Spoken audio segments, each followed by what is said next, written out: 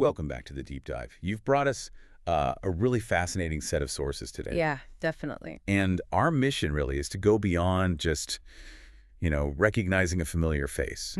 We want to understand the specific journey of Zahn McClarnon, how he went from this brilliant character actor that you see everywhere to, well, now having real creative control as a lead and producer. Exactly. It's a crucial story, I think, for anyone interested in how you build a career in this industry over the long haul. We're talking Zahn Tokiaku McClarnon, born back in '66. Right. And we really need to unpack how his presence, especially on TV, just grew and grew over the last decade or so. And importantly, how he reached this point of being an executive producer. Yeah, the listener wants that deep analysis, the how and the why, not just the quick summary. We're tracing the path of an actor, Hunkpapa Lakota on his mother's side, Irish on his father's. It was a really interesting background. Absolutely. And he spent decades, really decades, being that guy you could always rely on in a supporting role. But now, he's Joe Leaphorn in Dark Winds, lead star, executive producer. That jump from supporting player to creative leader, that's what we're mapping out today. And to really get how he got there to that position of authority, we have to start at the beginning. It sounds like the groundwork, that resilience, was really laid down in his childhood, a childhood that was, well, constantly changing. Okay, let's dive into that. Section 1, early life, identity, and education. He was born in Denver, we know that.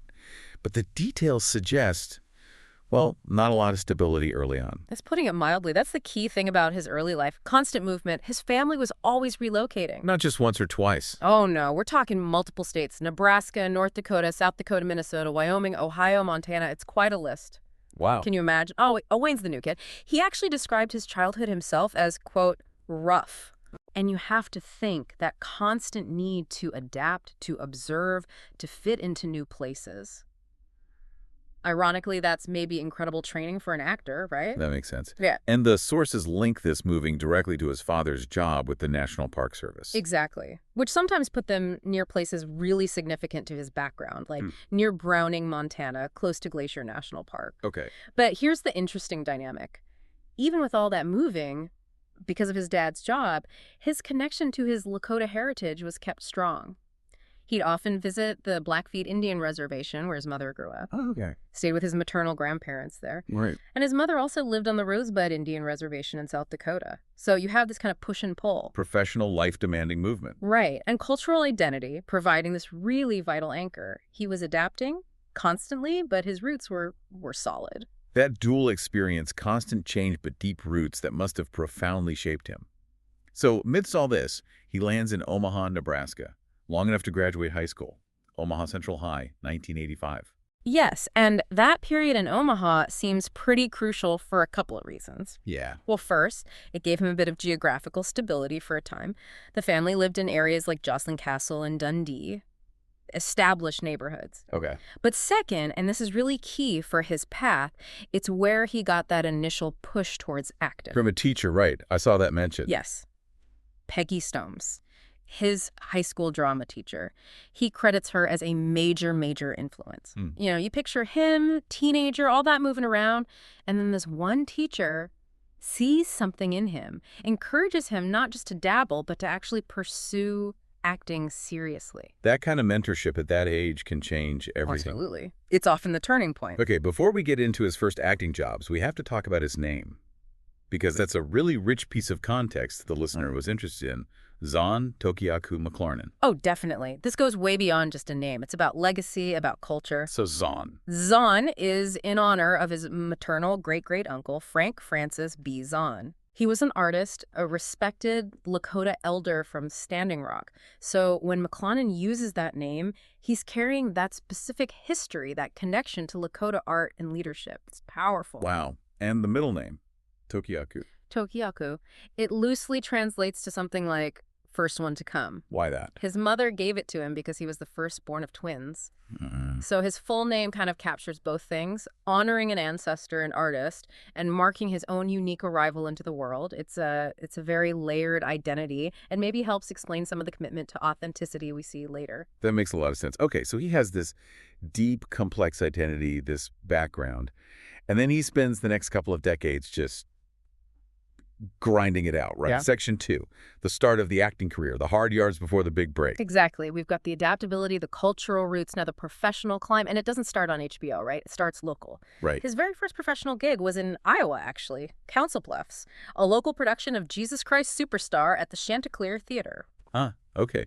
And did that local scene help him get started? It did, yeah. Back in Omaha, he connected with a local casting director, John Jackson. John Jackson. All right. Wasn't he involved with Alexander Payne later on? That's the one. He became famous for casting Payne's films like Sideways, Election, but back then he was the key local contact.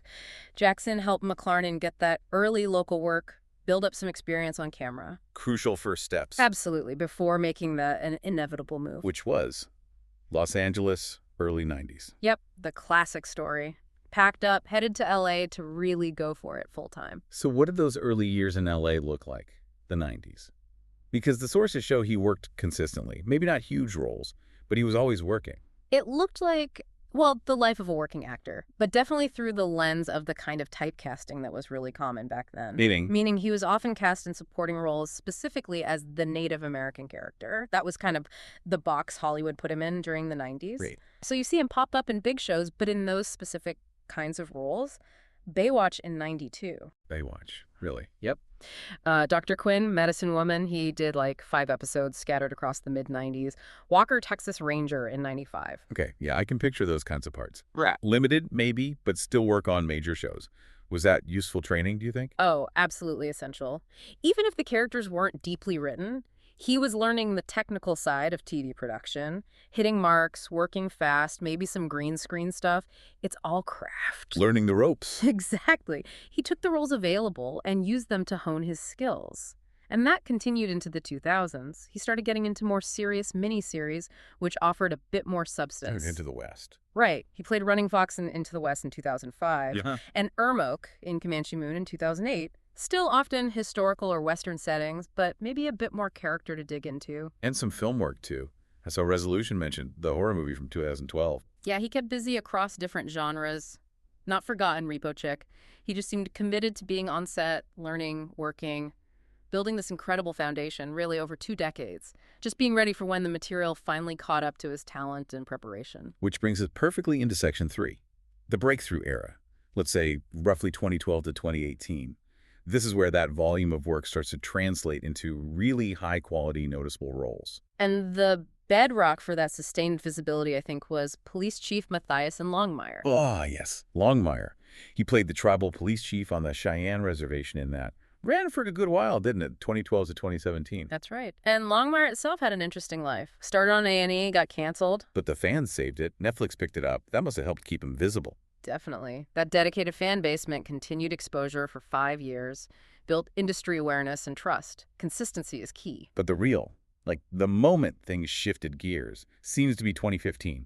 Fargo, Season 2. Lots of tape. Yeah, that rolls something else. That was the seismic shift.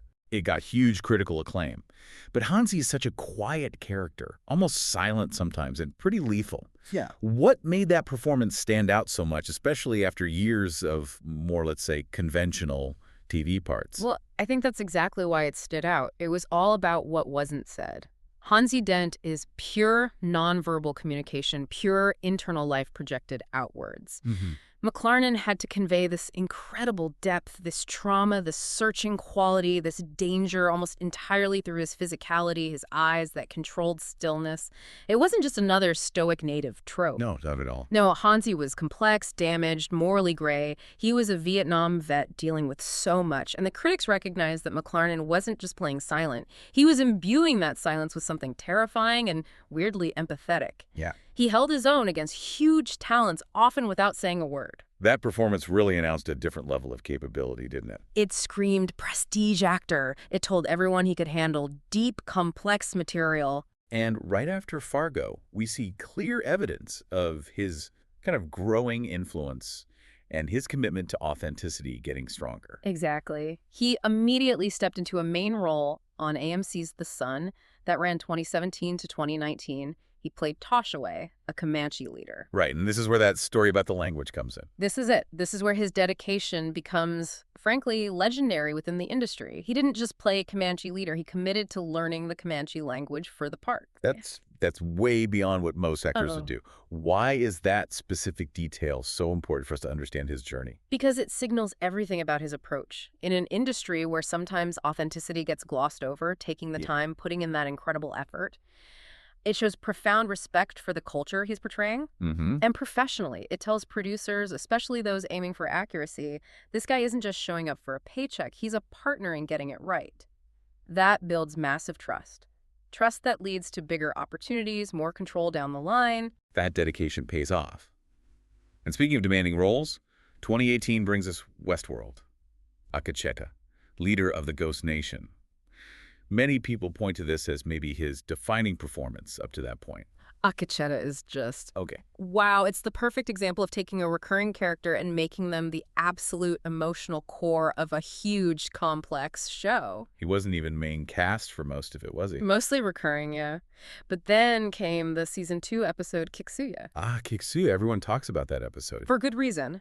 It was almost entirely focused on Akecheta's story, his awakening, his search. And for that 1 hour, McClarnon was credited as main cast. It was his episode. And it's often called one of the best episodes of the entire series. Yeah. How did he pull that off, especially since Akecheta speaks mostly Lakota and sign language in the show? Again, it's that ability to communicate pure emotion, bypassing complex dialogue. The episode traces his journey to consciousness, this heartbreaking search for his lost love, becoming a guide for his people. It's epic and deeply personal. And the critics ate it up. The sources mention Rotten Tomatoes calling it a heart-wrenching, formidable performance that, and this is the quote, elevates the episode to one of the best of the entire series. Incredible. He achieved that by bringing together everything.